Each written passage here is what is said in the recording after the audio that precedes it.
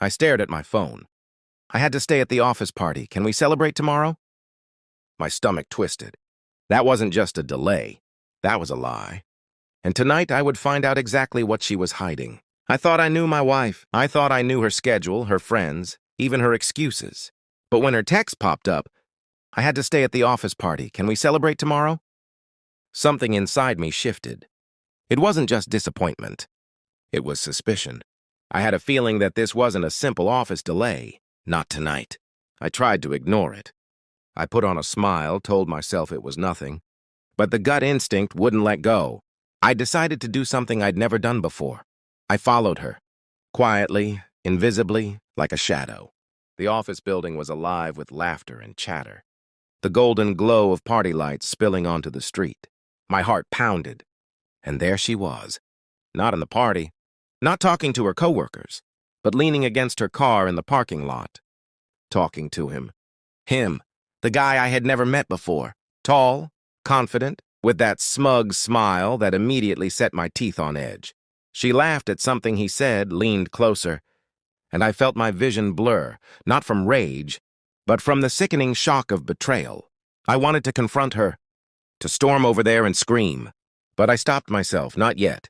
This was bigger than a confrontation. This was about truth, and I was going to make her feel the consequences of her lies. The next morning, I pretended everything was normal. I acted like I had accepted her excuse about the office party. She smiled at me, thinking I had no idea. She didn't even notice the tiny device I had slipped into her purse the night before. A little tracker. Nothing illegal, just enough to know where she went. I started planning my revenge, not out of anger alone, but out of principle. She had turned our anniversary into a lie. She had chosen deception over honesty. I wanted her to feel that same sting. Days went by. I collected evidence, subtle little things, messages, locations, photos. I didn't show her yet. I didn't make a scene. I watched her become comfortable in her deceit, thinking I had no clue. And then, on the night of our rescheduled celebration, I acted. The restaurant was beautiful. Candlelight flickered against the walls, casting a romantic glow. She arrived smiling, expecting a quiet, ordinary dinner. I greeted her warmly, led her to our table, and then I opened my laptop. A slideshow began. Photos of her office party night, text messages, secret meetings, timestamps, every little lie meticulously collected. Her smile froze. Her eyes widened. She opened her mouth, but no sound came out. I know everything, I said, my voice calm, measured. The office party, the lie, him. Her face turned pale.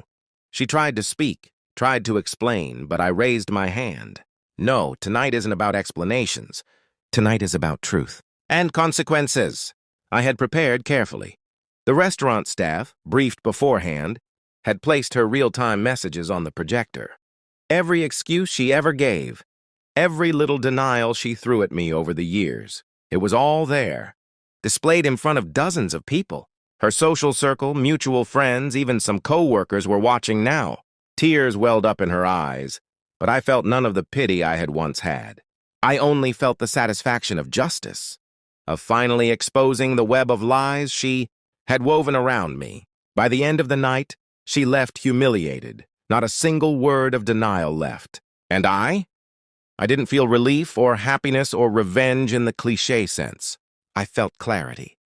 I had taken control of my own story, refused to be the victim of her lies, and reclaimed my dignity.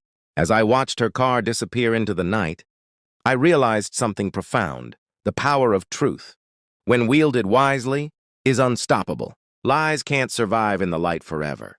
And sometimes, the most powerful revenge isn't anger.